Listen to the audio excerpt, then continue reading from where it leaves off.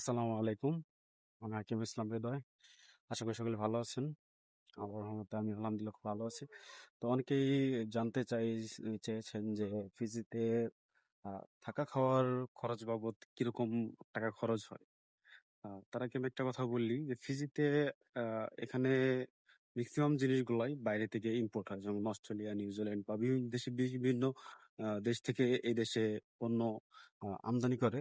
যার কারণে এই দেশে উম আপনার সমস্ত কিছুর দামটা একটু এক্সপেন্সিভ হয়ে যায়। মানে আমরা বাংলাদেশে যেরকমটা উম ই ডিজার্ভ করি, সেক্ষেত্রে এখানে একটু সবকিছু একটু এক্সপেন্সিভ হয়ে যায়।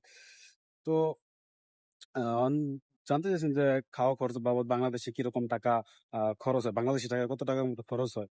তো একটা মানুষ নরমালি আপনার বাংলাদেশী টাকায় মোটামুটি সিজন ডলারে ৳২০০ মতো মান্থলি খরচ হয় খাওয়া বাবদ। তো সেক্ষেত্রে বাংলাদেশী টাকায় ১০ থেকে ১২,০০০ মতো পড়ে।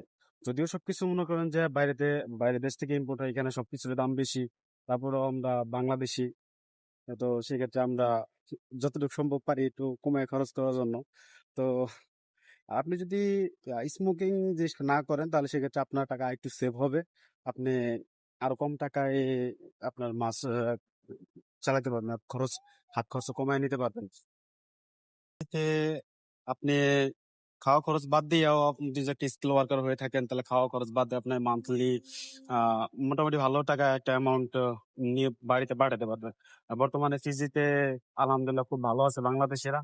আজকে আমি অনেক বাংলাদেশের সাথে কথা বললাম। অনেকক্ষণ বসেছিলাম, আর আজকের আবহাওয়াটা খুবই সুন্দর। তো আসছিলাম আজকে ছুটির দিন, ঘুরতে আসছিলাম।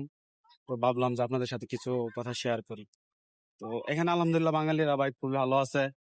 আহ সবকিছু মিলে এখানে বাংলাদেশিরা আলহামদুলিল্লাহ খুব সুখে আছে। তো আপনারা চাইলে, আপনারা সেটা আপনাদের ব্যক্তিগত ব্যাপার, আপনারা যদি চান তাহলে আসতে পারেন, তবে ভালো হবে। আমি আমার পার্সোনাল অভিজ্ঞতা থেকে বলি, আমি বর্তমানে ফিজিতে আছি। আমি আমার পার্সোনাল অভিজ্ঞতা থেকে বলি যে ফিজি বর্তমানে সিচুয়েশনটা খুবই ভালো। এখানে এই আকামা, কাগজপাতি এই ধরনের কোনো নাই।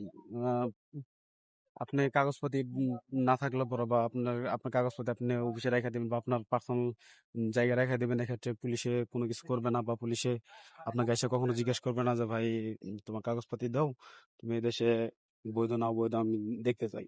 এ ধরনের কোনো সিন নাই। তো এই ক্ষেত্রে মনে করেন যে খুবই ভালো লাগছে বিষয়টা। তো ওভারঅল সবকিছু মিলে একটা কথা বলি যে এখানে খাওয়া দাওয়ার খরচ অন্যান্য দেশের মতোই। যেরকম মাসে একটা মানুষের নরমালি খাওয়া খরচ করতে মাসে আহ ১০ থেকে ১২ হাজার, ১০-১৫ হাজার টাকা খরচ হয়। এটাই স্বাভাবিক ভাই। তো সবকিছু মিলে আপনি ফিজিয়ান ডলারে ৳২০০ মতো আপনার বাজার খরচ, এভরিথিং মিলে সবকিছু মিলে আপনার $২০০ মধ্যে হয়ে যাবে আর কি। আর আপনি যদি স্মোক করেন সেক্ষেত্রে আরেকটু বেশি, কষ্ট একটু বেশি পড়বে। স্মোকিং না করলে পরে $২০০ থেকে আরো কম হয়, যেটা বাংলা টাকায় ১২-১৩ হাজার টাকার মতো হয় আর কি। তো এই ছিল আজকে ফিজি থেকে আমার কথা। সকলে ভালো থাকবেন, সুস্থ থাকবেন। আর যত সম্ভব আসবেন ফিজিতে, বা বিশ্বের যে কোনো দেশে আপনি যান, আপনি একটা কাজ শিখে যান, আপনার জন্য ভালো হবে। আমি সবসময় ভাই একটা কথা বলি, আমি যেমন প্রত্যেকটা ভিডিওতে আপনি দেখবেন আমি একটা কথা সবসময় বলি ভাই, আপনারা কাজ শিখে তারপরে বিশ্বের যে কোনো দেশে যান, আপনি কাজ শিখে আসেন। কাজ শিখে আসলে পরে ভাই, আমি আজকে কয়েকটা বাঙালির সাথে কথা বললাম। তো তারা ভাই মনে করেন যে আলহামদুলিল্লাহ খুবই ভালো আছে ভাই। মাসে মাসে মোটামুটি আহ আসলে এই অ্যামাউন্ট গুলা ভিডিওতে উল্লেখ না করাটাই ভালো, কিন্তু আলহামদুলিল্লাহ মনে করেন যে ওরা মোটামুটি ভালো একটা স্যালারি ডিজার্ভ করতেছে, ভালো একটা স্যালারি পাইতেছে। তো সকলে ভালো থাকবেন, সুস্থ থাকবেন। সালাম।